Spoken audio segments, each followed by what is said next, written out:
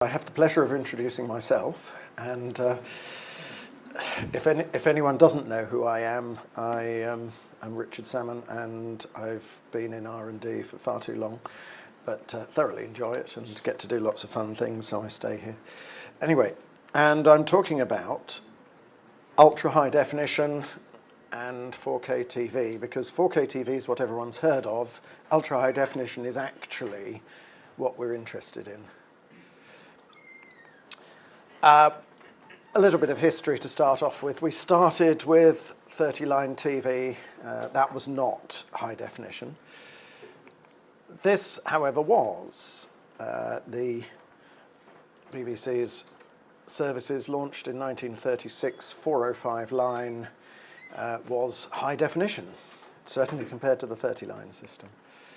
And so that's the high definition back when 2.5 megacycles was the most you could get through a television system. Oh no, sorry, 3 megacycles down the far side, but that was obviously 2.5 megacycles was more important.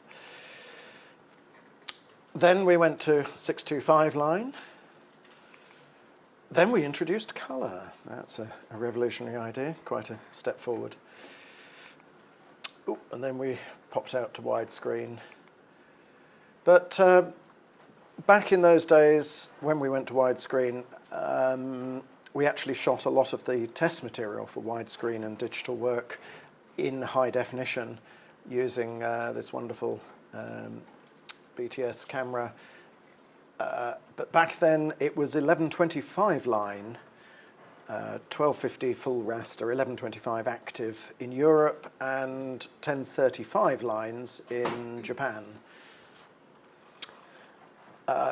That was our old KCH 1000s. We had 2 of those, 30mm Plumbicon or 25mm Saticon tubes. Trying to remember which we had. We had the better of the 2, I know that. Sorry? Saticons. We had the Saticons. Yeah. So the common image format, moving away from 1152 and 1035, we moved to 1080 lines, 1920 pixels, and we had started to use these 2/3 inch CCD. We now had a camcorder as well. But actually the pictures from our old 1-inch CCD cameras were better than these 2/3 inch, because larger sensor, more light, more sensitivity. So there we are, the common image format for HD. So that's where we are at the moment. What is ultra-high definition television? Is it 4K? No, that's the temperature in kelvins. Is it 4K with a small k? No, because that's 4096. Ultra-high definition 1 is 3840 by 2160 resolution. The 4K digital cinema is the same line number, but proper 4K horizontally. UHD2 is twice that in each direction, and that's sometimes called 8K. Super high vision, Japanese system. They've actually given in and are now calling it SHV 8K, just to make the point that they're twice as good as we are. So what we actually need to ask ourselves is, do we need UHD resolution? And you always go back to this question, what resolution can the eye actually see? Because there's no point in transmitting stuff that the eye can't see. The historically accepted figure was 1 minute of arc. A number of years ago we thought it would be a sensible question to ask, how does that relate to the resolution of a television system? And this white paper that John Drury and I did 11 years ago is well worth having a look at. It's came up with this graph. We really were not expecting TV sets to get much above 60-inch diagonal. It was 11 years ago. Flat panels hadn't really come in at that stage.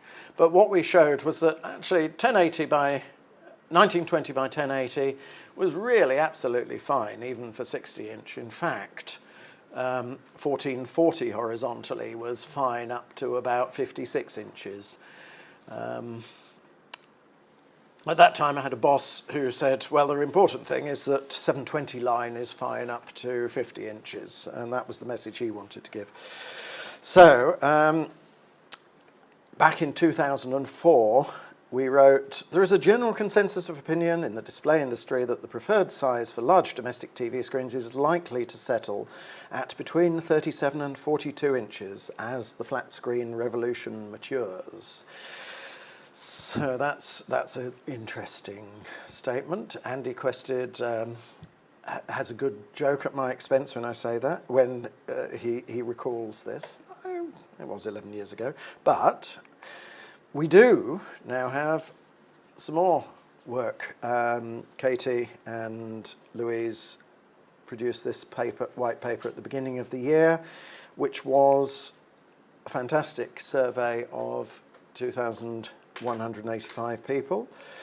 They found that the median diagonal for widescreen television was 39.3 inches. So actually that's smack in the middle of where I said. So Andy Quested's not here for me to have a laugh at him in exchange, but there we go. The previous study, the median viewing distance from Katie's survey was 2.63 metres.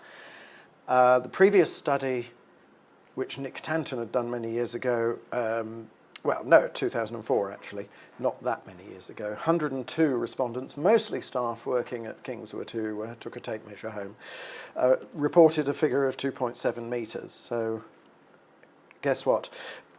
Our conclusion is that living rooms have not really changed in size. It's not a surprising conclusion, actually. Although that was CRTs, maybe in the corner of the room, and now we've got flat panels in the middle of another wall, but it's reassuring to know that viewing distances haven't changed much. So we come back to our question, do we need UHD resolution? And one of the interesting results was that the median viewing distance is 5.5 times the picture height. And given that HD TV satisfies viewing distances above 3 times the picture height, how many people are going to see the advantage of UHD? So another way of looking at it is how many people are actually sitting closer than 3H, and it's actually 10%. And 1.5% are sitting at 1.5 inches or closer, so will benefit from the Japanese version of UHD. We asked, or Katie asked, what size people would like. If money was no object, what size would you like? And people reckoned they could fit a 48-inch TV on average into their living room. So assuming viewing distances don't change,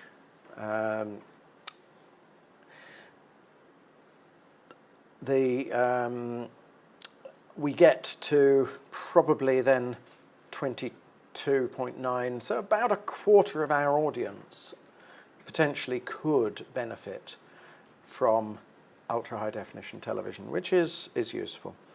And 5% potentially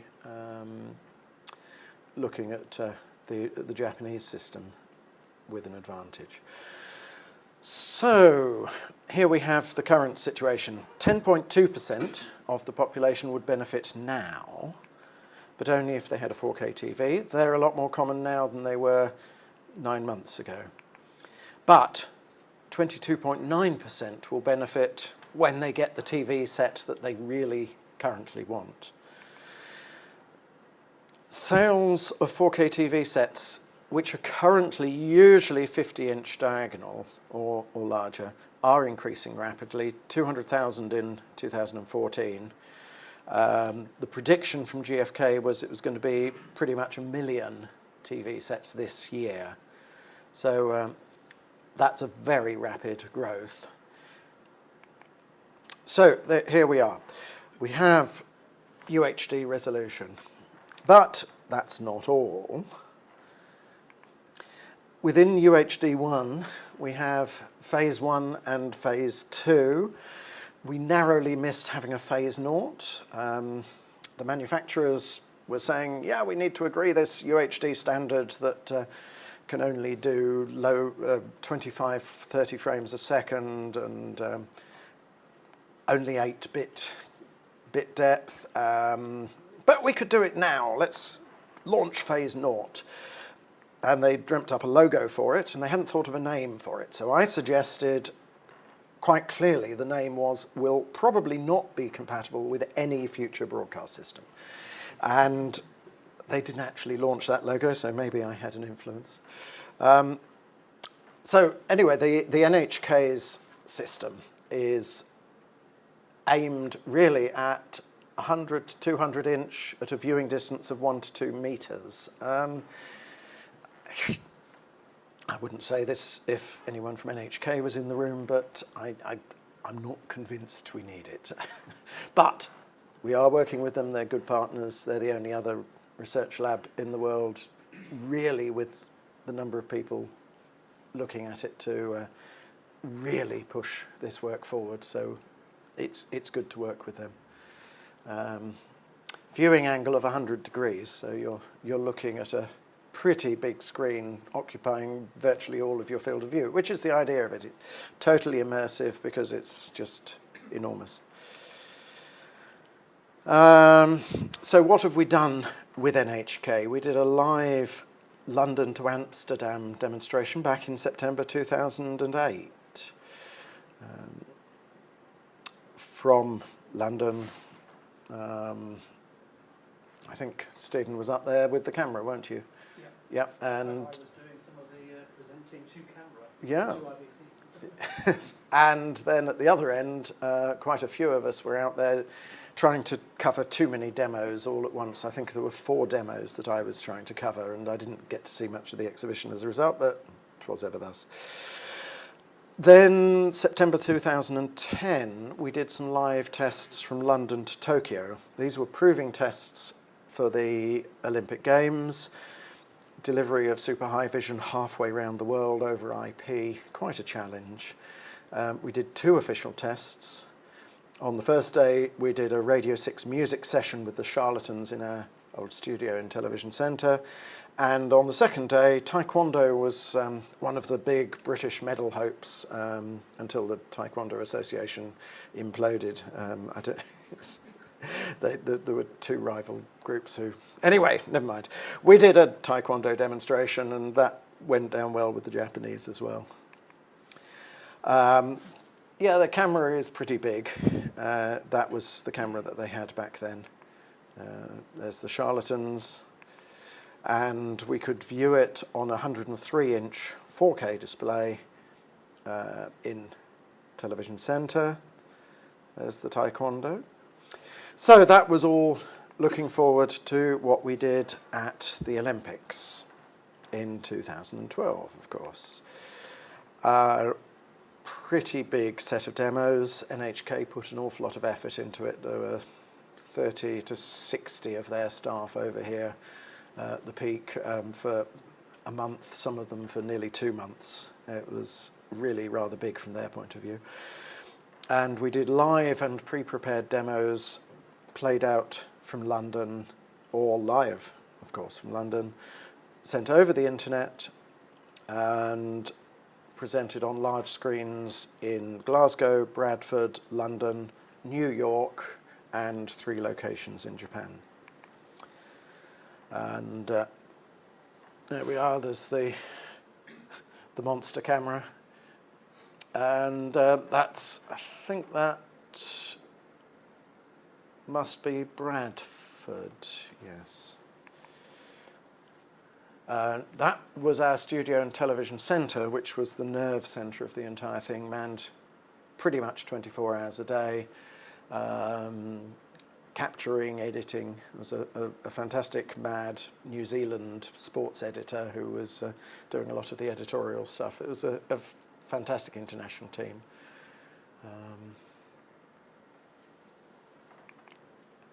So the Japanese are planning, clearly the Tokyo Olympics in 2020 are a big point, and they'd planned 2020 launch. I think they're probably now going to go in 2018, I think is their plan, because there's a trial service starting in 2016, which is awfully close, which explains why they really want to just get on with it and do it.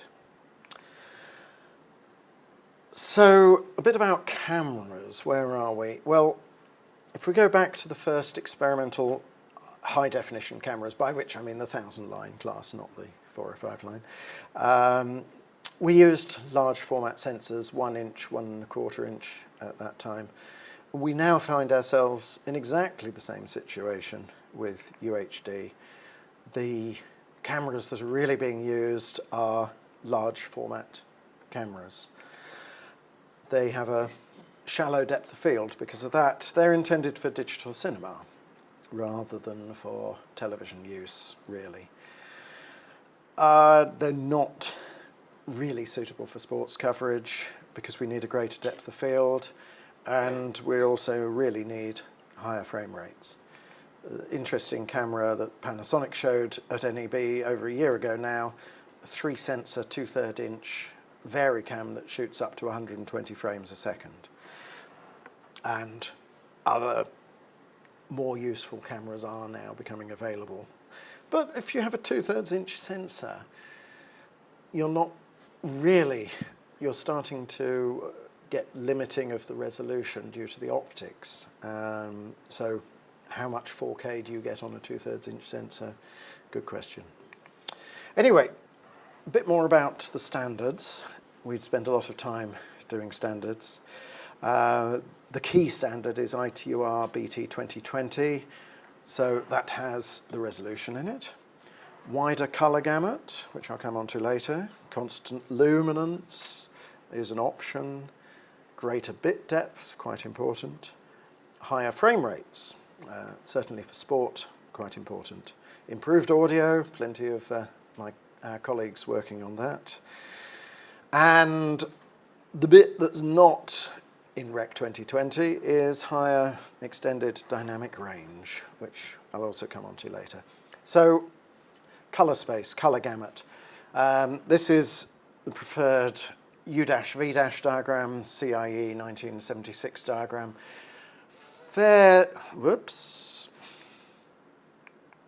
Fairly perceptually uniform. Red, green, blue, that's the spectral locus. You can't have colours outside that, they don't exist. Octarine, maybe, if you're a Terry Pratchett fan. And D65 is our white point, and this is the current high-definition colour gamut. The Rec 2020 colour gamut is enormously wider. It goes right out to pure spectral colours, which makes it interesting making a display using it, because, well, a laser projector is about the only thing you could use to do that.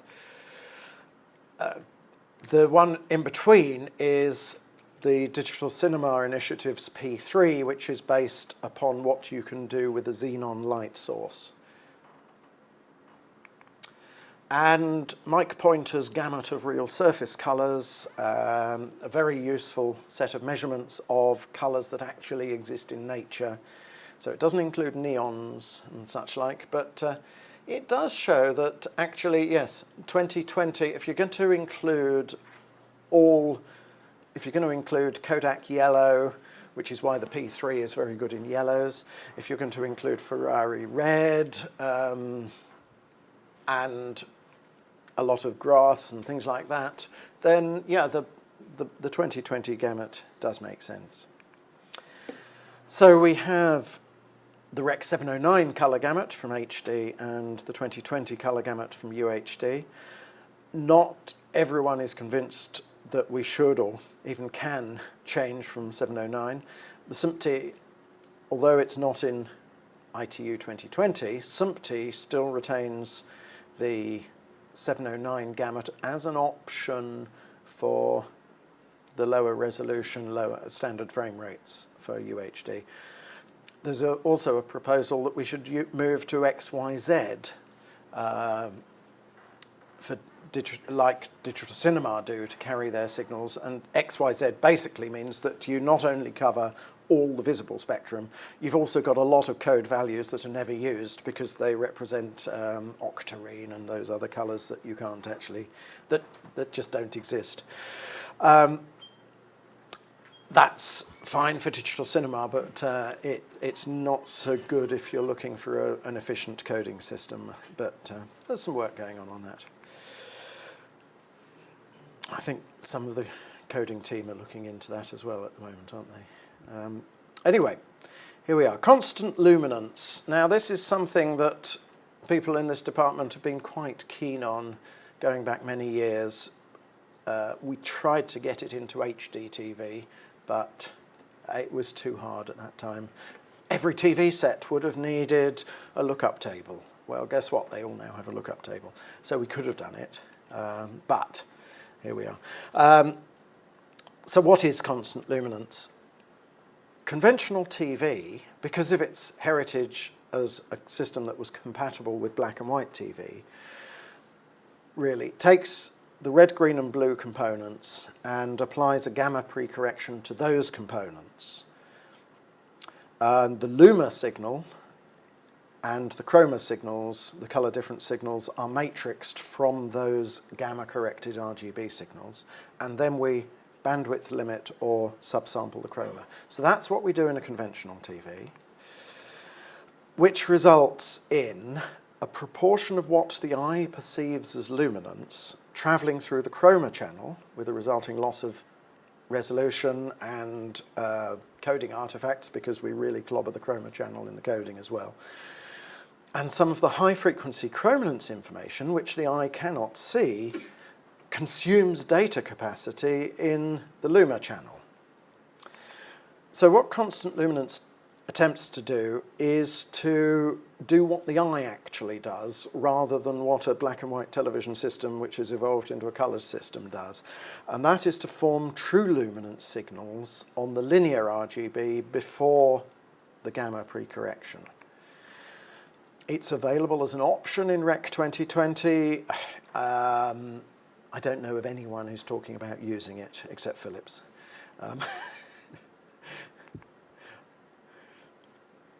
So, greater bit depth.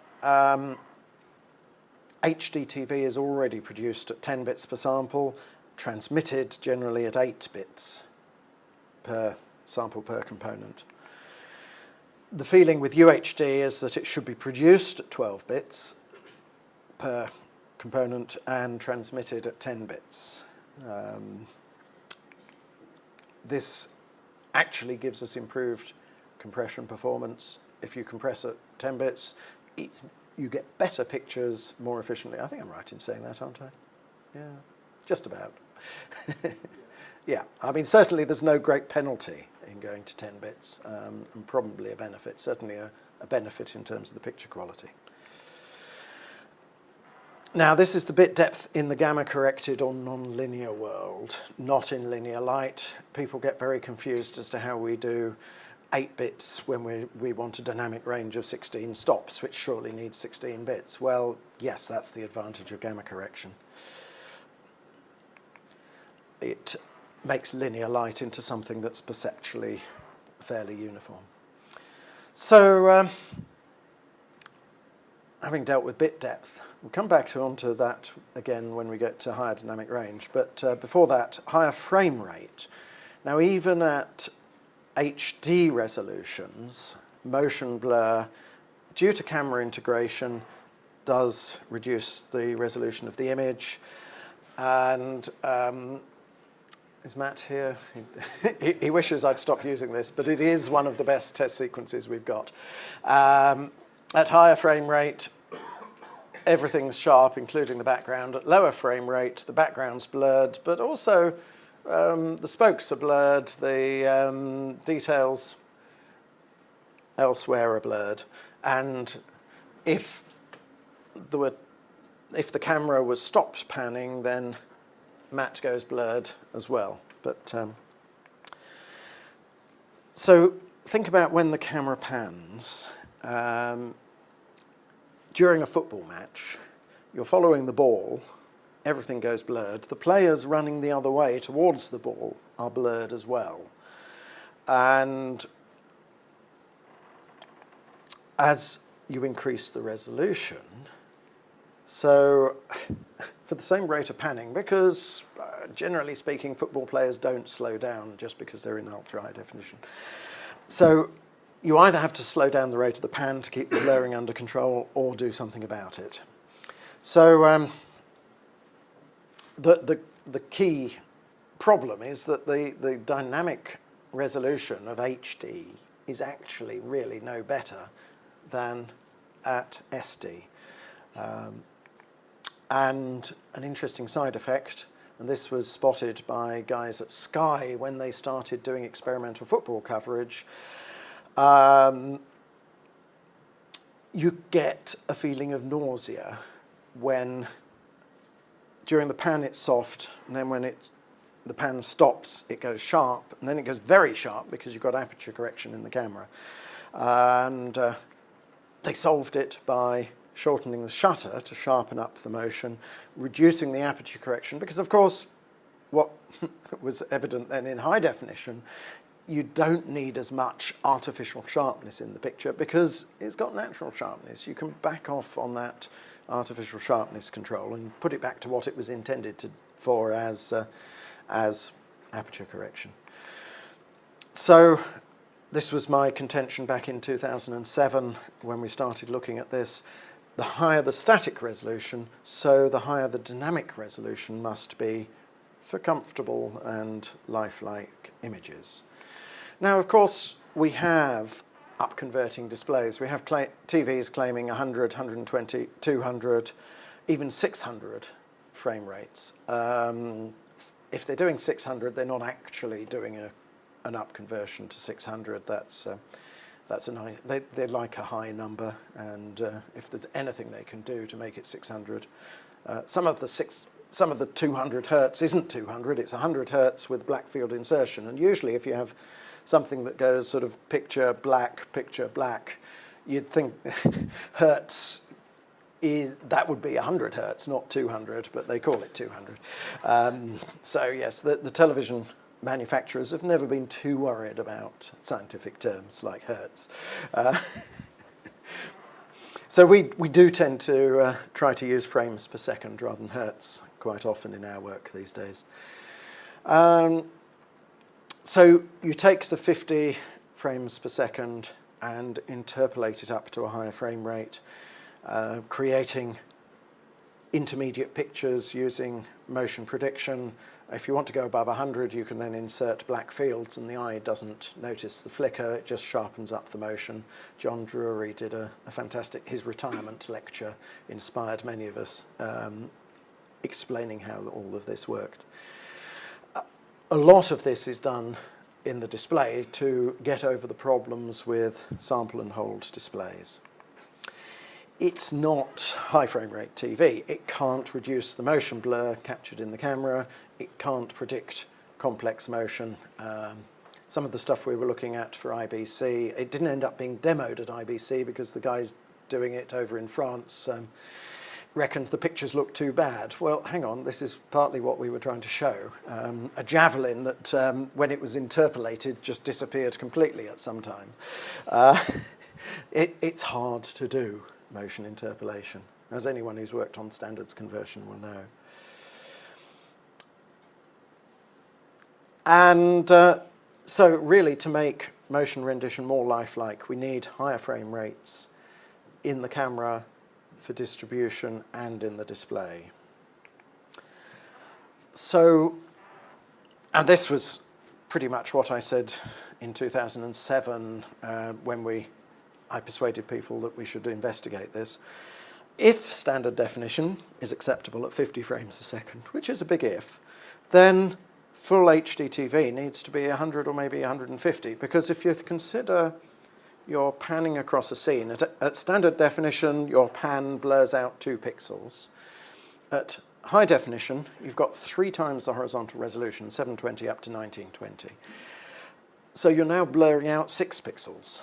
So actually, to get the same effective motion rendition, you need 150 frames a second at HD. And at 4K, therefore, we'll need 300 frames a second. Probably not, is what we subsequently discovered, fortunately.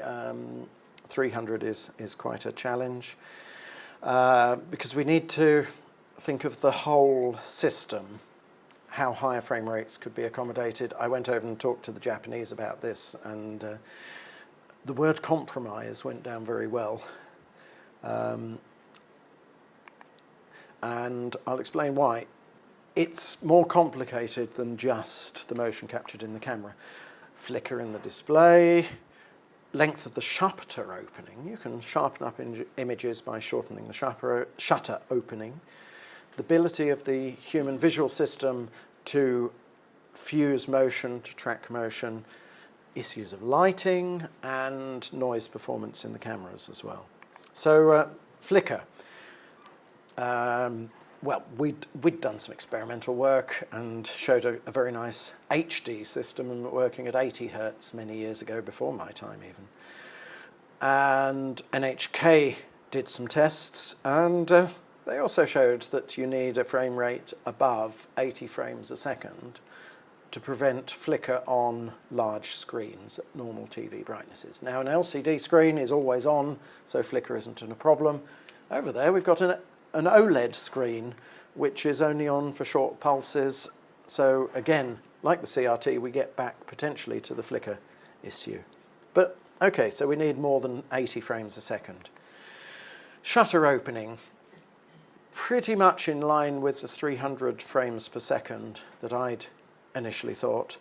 NHK's work showed that you need a shutter opening below about 320th of a second.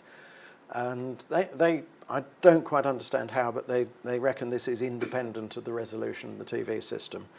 I'm not entirely convinced by that, but I think that depends on some assumptions about movement velocity. And Sony tested sequences, built an experimental camera and display, and tested sequences between 60 and 480 frames a second. Their conclusion was that you need over 250 frames per second to prevent motion blur. So we're all pretty much agreed in that ballpark, around about 250, 300 frames a second. And now we need to consider how the eye fuses motion. And we need to consider 3 types of motion in the image: trackable motion, non-trackable motion, and multiple tracked motions, or trackable motions. So trackable motion is linear motion where the eye can join the dots caused by a short shutter opening. So think of your flick book where you move from one image to another. If you do it fast enough, and if the motion is linear, the eye can track that motion. And tests at NHK suggested that something in the region of 100 plus frames per second may well be sufficient for that. Then we have rotation, non-trackable motion. So the eye can't track rotating motion because our eyeballs don't swivel in their sockets. It's pretty basic stuff. That's why we can't track rotating motion. So a bowler's arm in cricket, I have to disagree with Sky, because Sky reckon that there's no great advantage in high frame rate for cricket. I actually quite disagree with that. But Sky's point was they didn't see much advantage in high frame rate for anything except football. And that was the week they'd just spent however many billion on the football rights. So it's important. And we are always fortunate there's a large number of people in the department who can juggle. There are those who can and those who can't. I can't for toffee. But another very useful test sequence with rotating motion, which enabled us to explore how important that was. Then the third form of motion, trackable motion which the eye isn't tracking. Are you following the ball, or are you following the player running towards it? Are you following the player's legs or his body?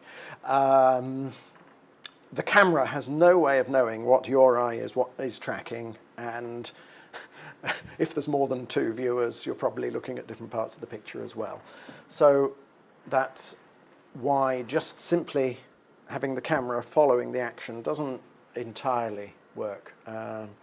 Because we're not tracking the action, it's quite hard to see where the ball is even in that one. And so we get to the position where we need something over 100 frames per second to merge motion in the eye if we ignore the motion which the eye can't track. So that's the compromise. And Katie's done a lot of work looking at what completely satisfies the human visual system.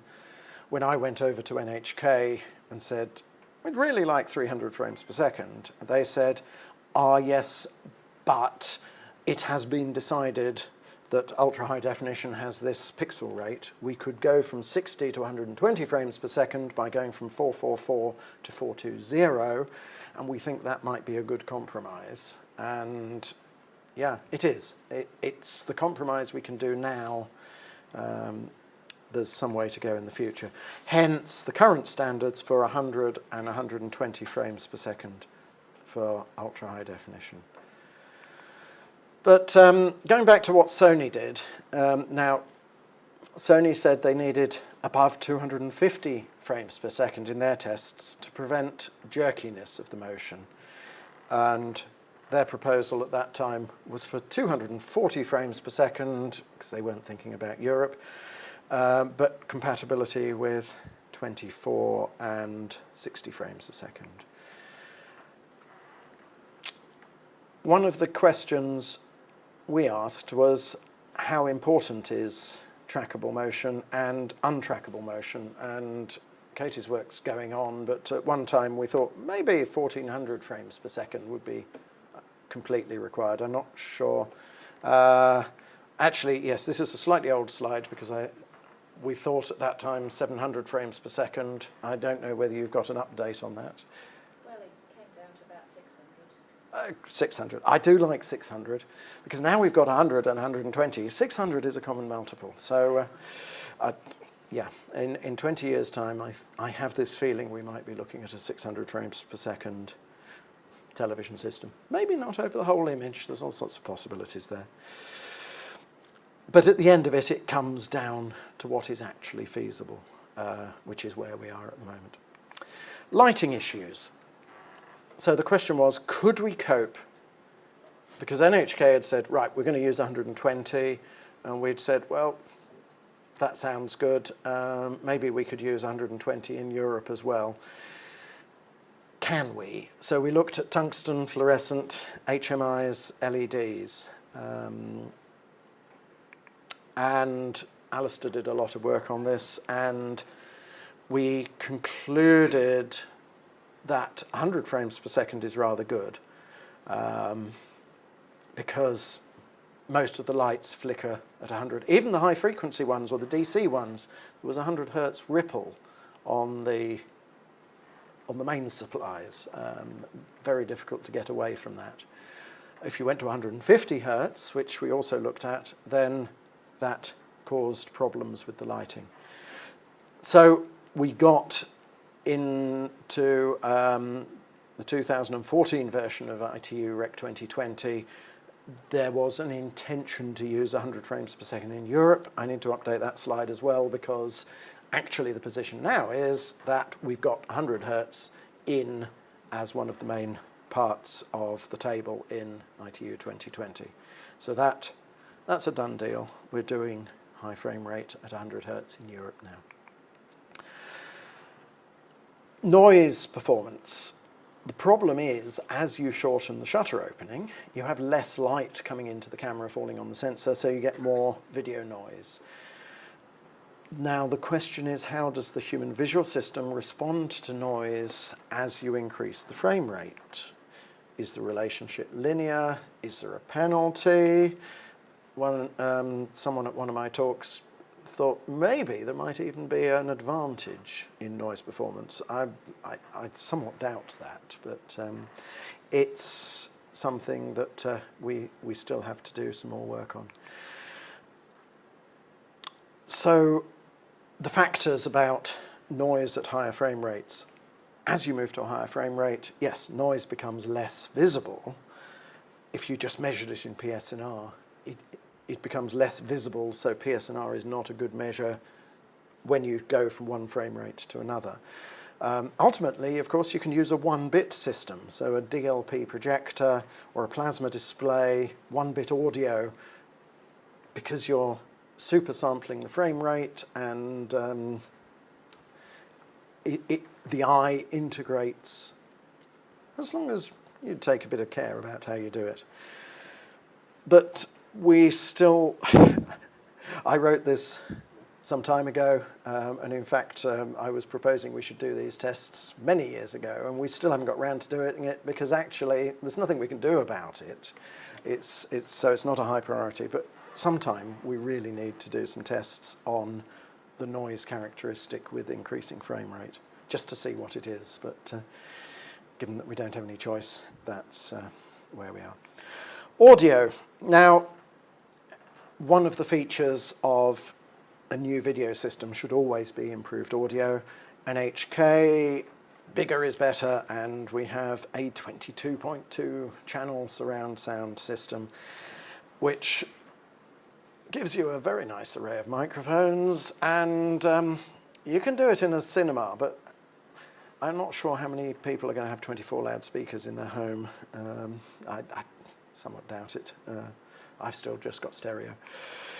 So we are looking at object-based audio, all of the advantages that brings, and particularly the advantage that you don't need 24 loudspeakers. You can do that. But I'm not going to speak about that because we have people here who are much better able to talk about that. Higher or extended dynamic range. I think we've settled on high dynamic range now, or? High dynamic range dash TV. High dynamic range dash TV, right. At the ITU, it was extended image dynamic range for a period, but yes, it's not yet standardized. People are still trying to work out how on earth what we call it. We've just about decided what to call it. Now we need to decide what we need to do. It's been the subject of a rapporteurs group at the ITU, chaired by Andy Quested, or a good variety of proposals put forward, and the reason is, it's that old adage, an ounce of contrast is worth a whole heap of resolution. It knocks the spots off going from HD to 4K resolution, just increasing the contrast ratio. There we are, various proposals put forward. Dolby have got theirs standardized in the SMPTE. There's a Philips proposal, a YUV proposal. It's very elegant, just impractical for TV. There was a BBC gamma plus log proposal and an NHK shifted gamma proposal. And a bit about the Dolby system, because this is a front runner, I suppose you could say. They've put a lot of effort into, I think forcing it through the SMPTE would be to put it mildly. Yeah, it was an interesting set of of meetings, and myself and the guy from NHK felt very outnumbered because Dolby had got all the Hollywood studios on board and virtually everyone at the meeting. But we stuck to our guns and managed to get into the document that it wasn't primarily of use for television. It's great for Hollywood. And they're looking at, the last time I spoke to anyone from Dolby, they were saying, oh, it's a shame we didn't include 20,000 candelas per square inch. And then they tell us not to laugh at them, that you need sunglasses when you're looking at their TVs. It's quite extreme, 10 or 20,000 candelas. The perceptual quantizer, it's the ideal, it's the perfect quantizer because it's how the eye works. except that the eye doesn't work with absolute brightness, it works with relative brightness. And the perceptual quantizer has to be undone, really, for any image scaling, resizing, or filtering. It's not... It's fine in Hollywood where you can keep everything linear until you put it out or something like that, but we haven't felt it's an ideal solution for television, shall we say, and it's been keeping Andrew busy for the last year. Whole team of you, yes, but yeah. And it's great in a digital cinema environment where you have pretty much control over the black level in the cinemas. I think it was Cy. Where's Cy? Oh, there. Yes, you did a survey on domestic viewing environments, and oh no, that came from Katie's report actually, but Cy's done something similar as well. And yeah, 59% of viewers are actually watching in a medium to bright viewing environment, and the Dolby system, well, their initial proposal was no, the black level is fixed, so you won't see anything in the shadows in your bright living room. They've moved a bit since then, as they've understood the problem. It's optimized for the use of end-to-end metadata describing the mastering display on which you've created the material. You can't mix different metadata. How do you have 40% that was mastered on that monitor and 60% of the metadata from that monitor? It's as you mix it, it's really hard. There we are. The Philips proposal is a very pure colorimetric approach. Works best with a constant luminance system. Main drawback is that it's not backwardly compatible for TV. It's really quite hard to use, but Philips are always very good scientists, very good understanding of the science behind it. It's a very good theoretical system, but it's dropped out of the running because nobody is really that interested in looking at it for a television system because of the practical problems. So we have BBC and the NHK proposals, both aiming for a measure of backward compatibility, both very suitable for TV, both aimed at a very low cost of implementation, avoiding metadata. We know metadata doesn't always get through. Audio, still Dolby E is still a nightmare in a production environment. And we don't think we need to go up to the ridiculously high brightnesses that might require the eye to adapt, because then when you change channels, it's going to take you 25 minutes for your eyes to adapt to this dark Swedish drama, having just been watching a Persil advert. There we go.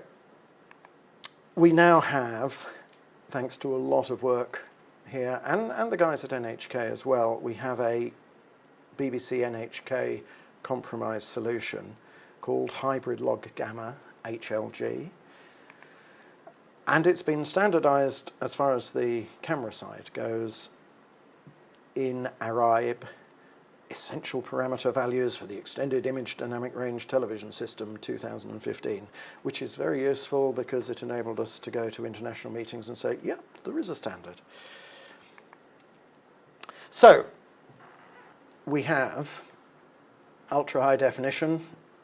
UHD 1 is 2840 by 2160, wider color gamut, not constant luminance. Greater bit depth, definitely 10 bits. Higher frame rates, 100 frames per second for some genres. I've been at this for long enough to know that if you go to a drama person and say, hey, you should change your frame rate, they should say, no, they don't bother saying anything, they just walk away from you. You won't win that argument unless you talk to Peter Jackson or one of the guys in Hollywood who's discovering that actually high frame rates, okay, might make the film look like video, but they're moving in the right direction. improved audio, increased dynamic range beyond what Rec 2020 does. So what did we do last year? We did a lot at the UEFA World Cup.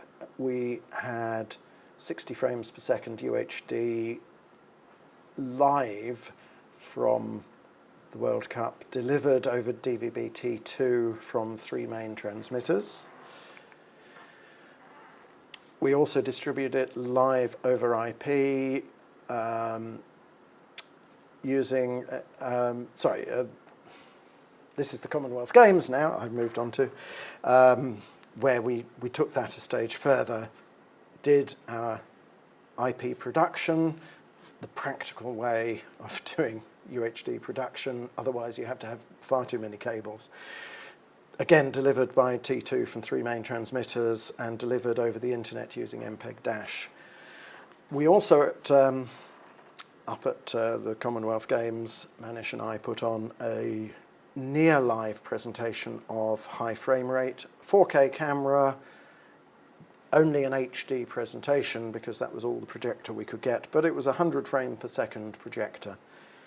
And they were all very well received. I don't need to tell you guys that. It was well received. So what's the BBC doing? We've done a small number of productions in 4K at 25 frames per second, particularly drama, particularly natural history. They're looking at stuff with an archive value, sort of programs that are made that have a, well, it takes 4 years to make them, so you don't want to make it in a format that will be out of date when you finished it. And then the material, the program has a long shelf life. The material has an even longer shelf life because you will take clips from that program to make other programs, because you don't go out to the Serengeti every 5 minutes to shoot the particular lions that you want to, or whatever it is. And it was used for the Queen's Christmas message. The main output was HD, of course, but it was delivered over iPlayer at 4K. Now, the question everyone asks is when? Now, UHD Phase 1 is possible now. We've done it. We've demonstrated it. UHD Phase 1 is what we've already done.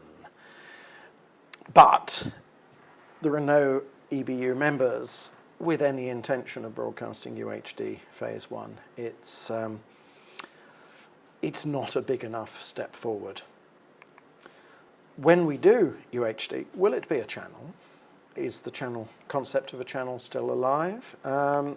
Certainly, it's likely, just as with the Queen's Christmas message, one-offs delivered over the internet to start with.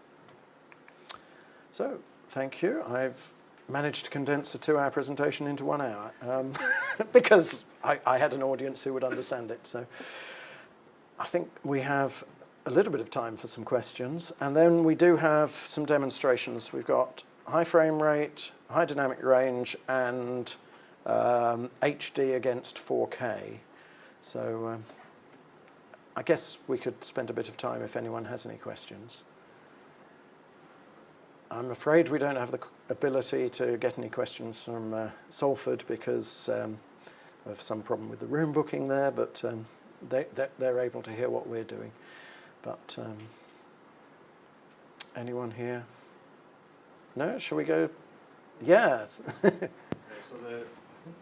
So the EBU test showed that there was less than half a grade improvement between looking at HD on a 4K panel versus looking at 4K on a 4K panel. Indeed. So is there any need for a 4K transmission standard? That is a very good question, which, given that we're just within R&D, I think here, it's a very good question. The Scandinavians say they are never going to do 4K. They will do HD resolution at high frame rate at high dynamic range. The question is, I mean, it doesn't take 4 times the bit rate to do 4K transmission. It's a moot question. And Andrew would really like to talk about this, I guess. Can we have the microphone? Yes. Okay, so I think the BBC's position is that actually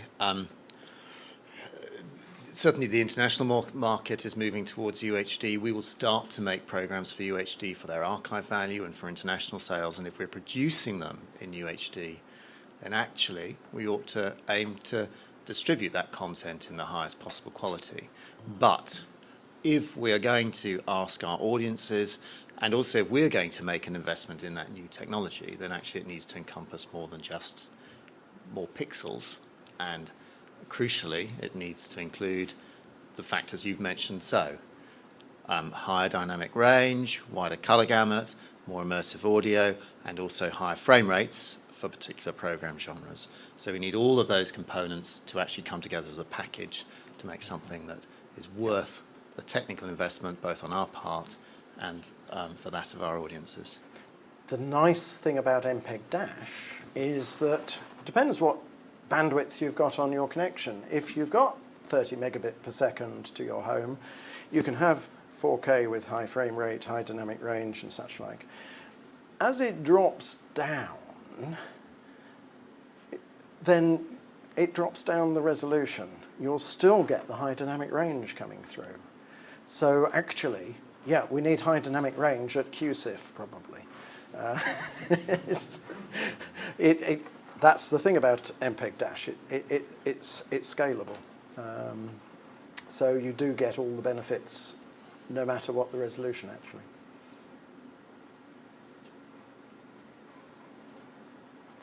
Okay, well, we should move to the demos. I'm hoping that will come up again. I managed to crash the player earlier and then got it working again. So yes, I think that needs setting going, and we'll set those up. So do come and have a look at the demos, and thank you for your attention.